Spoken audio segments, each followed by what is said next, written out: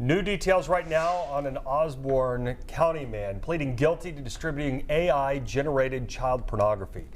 The Department of Justice says Michael Padribo of Alton used the platform Wicker Pro to send explicit images in 2023.